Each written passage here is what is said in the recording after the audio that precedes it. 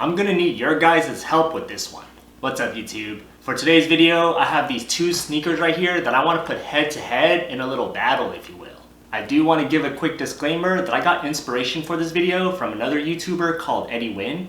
I basically am a big fan of his channel, and he also does content on fashion and sneakers, so if you're interested in checking out his channel, the link will be down below. So anyways, I have these two sneakers right here that I want to put head to head, and I really want your guys' opinion on which between these two you guys think is better. As you probably guessed by the title, you'll know that these two sneakers are Air Maxes. One is the Air Max 1 in the watermelon colorway, and the other one is an Air Max 90 in the total orange colorway.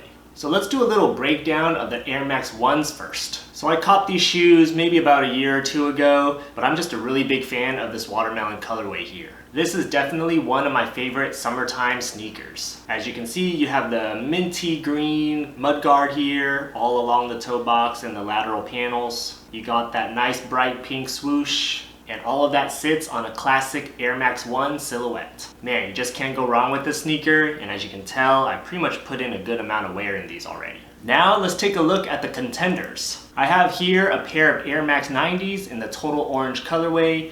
I've been trying to get these for a little while now. They've been selling out, but I actually recently lucked out on a restock, and so now that I have them in hand, I just got them about a week ago. So I actually just had my first look on these not too long ago, but man, first look of these is just, the orange just really pops on these. So Nike labels these as total orange, which again surprised me a little bit because they definitely appear a lot brighter in person than in photos. This orange is more along the lines of this highlighter bright hue to it. It's not as subtle as I expected. But actually that's a pretty good thing because these shoes really pop from a distance. For me personally, the Air Max 90 was actually my very first Air Max model that I've ever owned, so there's some level of nostalgia for me with these. The Air Max 90 in general does have a little more of a technical, rugged appearance as compared to the Air Max 1 silhouette. And that's evident with the lining along the lateral panels, the little Air Max logo on the side here, and obviously the encasing that surrounds the Air Max bubble under the heel.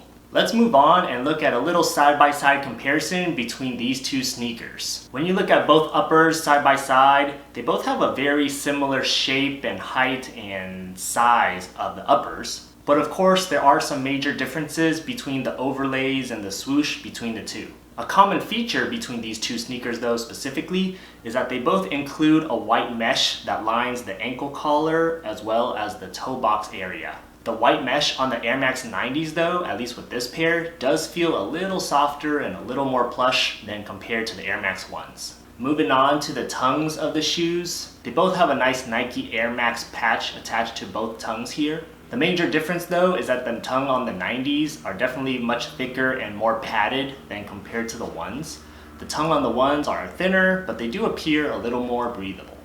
Moving along to the midsoles of these shoes, you have the iconic Air Max bubbles that sit on the heel of both of these shoes. And for some reason, I'm a really big fan of the Air Max bubble when it's a certain color. In the case of the Air Max 1s, you can see it has a little hit of that watermelon green, which I think is a very nice touch. But unfortunately, the 90s only have a generic white color. You have the iconic encasing that surrounds the bubble on the Air Max 90s. But again, just me being picky, I would have preferred if the bubble on the Air Max 90s had a little contrasting orange or black, just to give it a little extra pop. Moving down and underneath the shoes, let's look at the traction patterns. As you can see, they both have these square-shaped rubber pods, particularly along the forefoots of both shoes. But when you migrate down to the mid and rear foot, they both have totally different traction patterns. To be honest, I've never used the Air Max line as a performance or running shoe. I usually just wear them for lifestyle. But if anyone out there watching this has used these as running or performance, I do want to know in the comments below what you think about the traction and the performance aspect of these shoes. Let's quickly compare price. For the Air Max 1s here, I paid retail of $110. Conversely, on the 90s though, I paid $120. Interestingly though, the 90s here came with a couple of cool features. It came with this cool hang tag as a little accessory, but it also came with a pair of arch supports in there. This is actually the first time I've ever received a pair of arch supports to complement the shoe itself. Unfortunately for the Air Max 1s though, it really didn't come with anything else. No extra pair of laces, no extra anything. Just came with one pair of shoes by itself. Let's quickly talk sizing of the shoes. With the Air Max 1s, I went with a size 10, and with the Air Max 90s, I went with a size 9.5.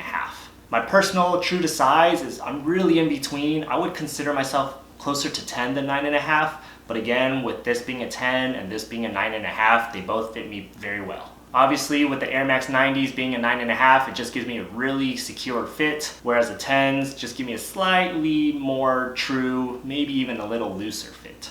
So I'm going to be putting this little table or chart right here in this video, but I do want your guys' opinion on which between these shoes you think is better within each category. Which colorway do you like better between these two? Which silhouette do you guys like better? Which between these two sneakers do you think is more versatile and more wearable? And ultimately, which between these two sneakers do you think is better? Based on your guys' opinion, the winner between these two sneakers will be moving on to the next round.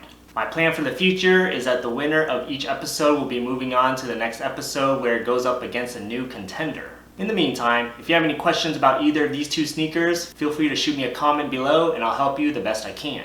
So be sure to give this video a thumbs up and subscribe to my channel for more content on sneakers and fashion. Check out my 2 previous videos here and here. Otherwise, thanks for watching and I'll see you next time. Peace.